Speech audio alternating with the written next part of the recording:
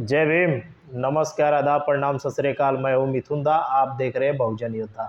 साथियों, कहने में बड़ी दुखी की बात हो रही है कि हमारे भारत को हिंदू राष्ट्र बनाने के लिए सत्ताधारी जितने लोग हैं वो किसी हद तक जा सकते हैं। अगर इस देश की जनता अगर नहीं रहती तो कभी हिंदू राष्ट्र हो गया होता।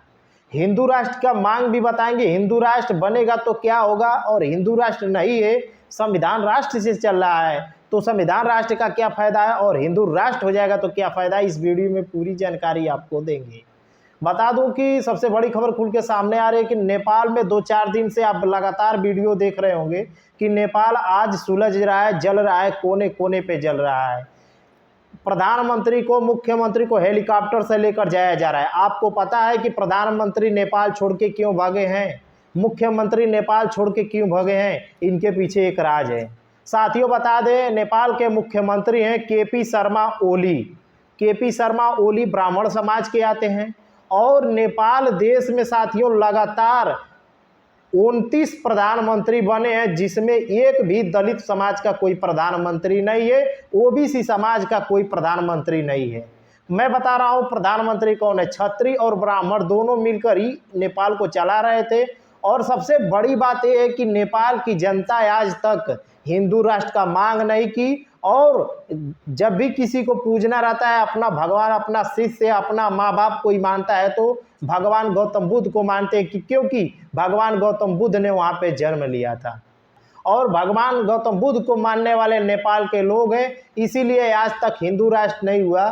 बता दूं साथियों कि जो केपी शर्मा ओली जी है वो हिंदू राष्ट्र बनाने के लिए कई बार संविधान को भी चेंज कर दिया है। उनकी इस समय उम्र, केपी शर्मा ओली जी का उम्र 73 साल हो रहा है, और संविधान में लिखा गया है कि 70 साल से ज़्यादा कोई प्रधानमंत्री, सीएम, पीएम नहीं बन सकता, राष्ट्रपति नहीं बन सकता है। लेकिन ये हिंदू राष्ट्र बनाने के लिए केपी शर्मा ओली जी ने कुछ ऐसे चीज़ों को संशोधन किए कि वो अब 80 साल बाद रिटायर होंगे, 80 साल बाद इस्तीफा देंगे प्रधानमंत्री पद से। उसी समय सबसे बड़ी खबर खुल के सामने आया कि आप लोग ने एबीपी न्यूज को लगातार देखते होंगे।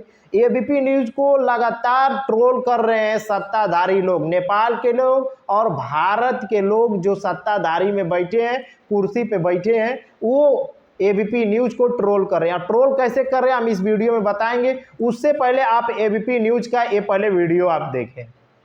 अब हम आपको नेपाल के संकट से जुड़ी ऐसी जानकारी देने जा रहे हैं जो शायद ही आपने कहीं और देखी हो। क्या आप जानते हैं कि नेपाल के राजनीतिक संकट के पीछे एक बड़ा फैक्टर जातिवाद भी माना जा रहा है। नेपाल की जनता में सालों से इस बात को लेकर भी नाराजगी रही है कि नेपाल की सरकारों और सरकारी व्यवस्था में ब्राह्मणों का दबदबा रहा है।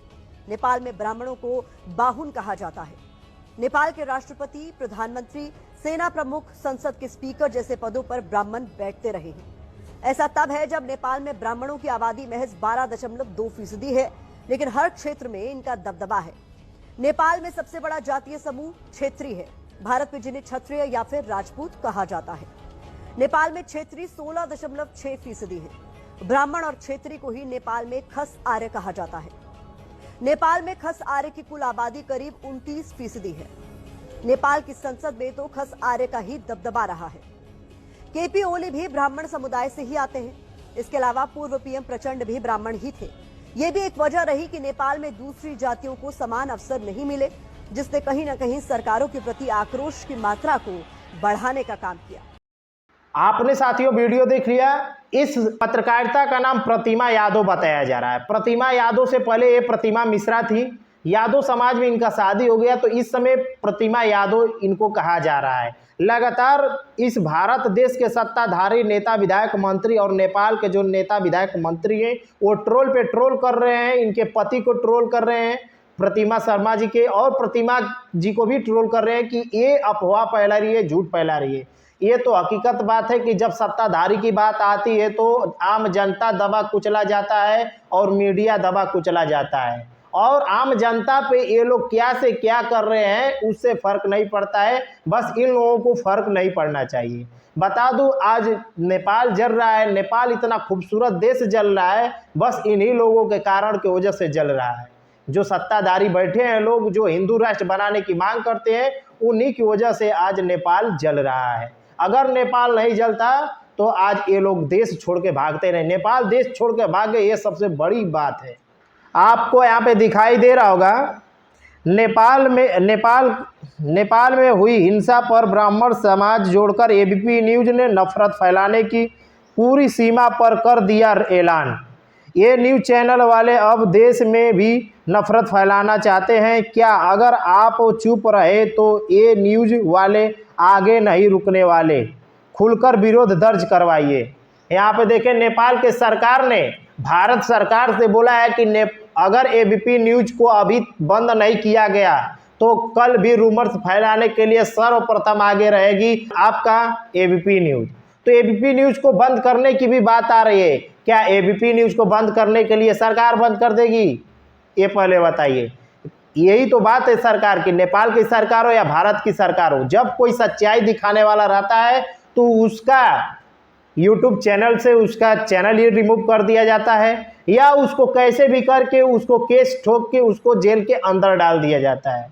अब प्रतिमा यादव जी को देखें कि प्रतिमा यादव जी ने क्या सच्चाई बकना शुरू कर दी। वहाँ पे प्रतिमा यादव जी के हस्बैंड को भी ट्रोल करना स्टार्ट कर दिए लोग, और प्रतिमा यादव के पति के साथ साथ प्रतिमा यादव को भी ये लोग नहीं छोड़ रहे हैं, और प्रतिमा यादव के साथ साथ एबीपी न्यूज को बंद करने का भी ऐलान है। यहाँ पे और देखिए, यहाँ के जितने भी सत्ताधारी लोग हैं वो नेपाल को हिंदू राष्ट्र बनाने के लिए एकदम उब चुके हैं कि कैसे भी करके नेपाल को हिंदू राष्ट्र बनाना है। आपको एक बात बता दूं, 2021 के जनगणना के हिसाब से मैं आपको बता दूं, आप लोग सोचते होंगे कि कैसे जातिवाद हो रहा है, तो आप लोग यहाँ पे बड़ी गौर से देखिएगा कि 2021 का मैं जनगणना आपको निकाल रहा हूँ। यहाँ पे दिखाई दे रहा होगा आपको कि ब्राह्मण समाज 11% है, क्षत्रिय समाज 16% है।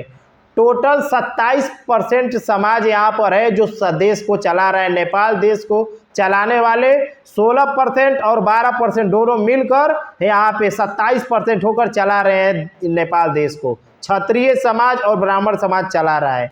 90% क्षत्रिय और ब्राह्मण समाज के लोग 90% नेपाल पर कब्जा करके बैठे हैं। अब बताइए 10% वाले क्या करेंगे? आपको सोचना पड़ेगा कि 10% वाले करेंगे तो करेंगे क्या। 90% लोग अच्छे अच्छे जगह पर कब्जा करके बैठे हैं, तो ये बताइए हिंदू राष्ट्र वही ना बनाएंगे। 2003 में संसदीय चुनाव हुआ था नेपाल में, आज जब चुनाव हुआ था तो संसदीय में 165 लोग चुने गए थे। वो 165 लोग को आपको पता है, आप सोचते होंगे कि SC ST OBC minority general क्षत्रिय समाज के सब लोग होंगे, लेकिन ऐसा कुछ नहीं है। 165 में से आपको बता दूं 54 सांसद ब्राह्मण थे, 54 सांसद ब्राह्मण थे और 41 क्षत्रिय समाज के थे। 54 ब्राह्मण समाज के थे और 41 क्षत्रिय समाज के लोग थे, यानी 165 लोग टोटल क्षत्रिय और ब्राह्मण समाज मिलकर नेपाल को आज तक चलाते हुए आए हैं। अब सोचिए, हंगामा हुआ है, ये बर्बादी हुई है, तो कहीं ना कहीं जनता वहाँ की उब गई है, तब ऐसा निर्णय लिए, तब CM PM को नेपाल को छोड़कर भागना पड़ा है। इन दोनों को आर्य समाज कहा जाता है। तो 95% संसदीय सदस्य आर्य हैं। आपको बता दूं कि 2003 में संसदीय चुनाव हुआ था जिसमें 165 सांसद चुने गए थे। आप सोचते होंगे कि 165 सांसद तो SC ST OBC minority general और आर्य समाज के होंगे, लेकिन ऐसा कुछ नहीं है। सिर्फ और सिर्फ 165 संसदीय चुनाव में चुने गए थे, वो क्षत्रिय और ब्राह्मण समाज के थे। ब्राह्मण समाज 54% था, तो क्षत्रिय समाज 41% था। टोटल 90-91% हो गया। आप आंकड़ा लगा सकते हैं, 91%, 90-91% आज भी नेपाल को दबदबा बना कर रखे हैं। इसके लिए वहाँ नेपाल को हिंदू राष्ट्र बनाने की मांग कर रहे हैं। आपको दिखाई दे रहा होगा यहाँ पर कुछ प्रधानमंत्री, मैं आपको बता दूं कुछ प्रधानमंत्रियों का नाम भी बताने वाला हूं कि कितने कौन कौन से समाज आज तक प्रधानमंत्री बना है। आपको यहाँ पे दिखाई दे रहा होगा, बाबूराम भट्टराई ब्राह्मण समाज के हैं। दूसरे नंबर पे हैं सुशील कोइराला ब्राह्मण समाज के हैं। तीसरे पे हैं KP शर्मा ब्राह्मण समाज के हैं। चौथे पे हैं पुष्प कमल दहल ब्राह्मण समाज के हैं। 5वें नंबर पर शेर बहादुर देउला क्षेत्रीय समाज के हैं। और 6ठे नंबर पे झलननाथ खनाल 6वें नंबर पे हैं झलनाथ खनाल, क्षत्रिय समाज से हैं। यानी कि ब्राह्मण और क्षत्रिय वहाँ पे सीएम पीएम बनते हैं। हम लगातार 90 लोगों का नाम सुनाना स्टार्ट कर देंगे तो काफ़ी वीडियो लंबी तंबी हो जाएगी। यहाँ पे आपको दिखाई दे रहा होगा, ये लोग कभी छोटे लोगों का बात कभी नहीं सुने, इसलिए आज पूरा नेपाल जल रहा है। कुछ लोग कह रहे हैं नेपाल को बुद्ध के रास्ते पर चल जाना चाहिए।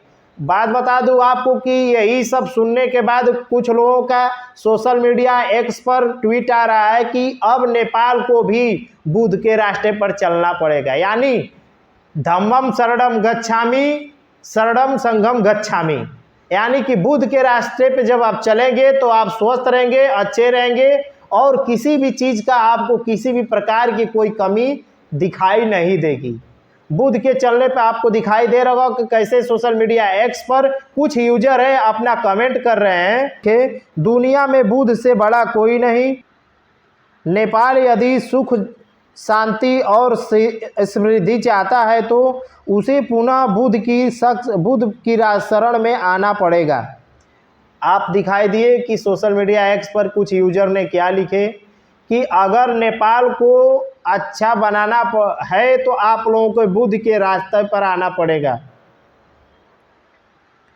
नेपाल भारत का एक हिस्सा है। साथियों बता दूं, नेपाल भी एक भारत का हिस्सा है, तभी कुछ सोशल मीडिया एक्स पर कुछ यूजर भगवान गौतम बुद्ध की नाम ले रहे हैं। अब बता दें नेपाल क्यों भारत का हिस्सा है, क्योंकि भगवान गौतम बुद्ध ने लुम्बिनी जगह पर ही, लुम्बिनी नेपाल में ही भगवान बुद्ध का जन्म हुआ था। तो अब समझ में आ गया होगा कि नेपाल कहीं ना कहीं भारत देश का है। जब भारत देश का हिस्सा है इसीलिए तो भारत के साथ साथ नेपाल को भी बनाया जा रहा है, हिंदू राष्ट्र की मांग किया जा रहा है। आपको बता दूं, केपी शर्मा ने 2-4 बार संविधान बदलने की बात की थी और केपी शर्मा नहीं बदल पाए तो केपी शर्मा ने संविधान में संशोधन कर दिया।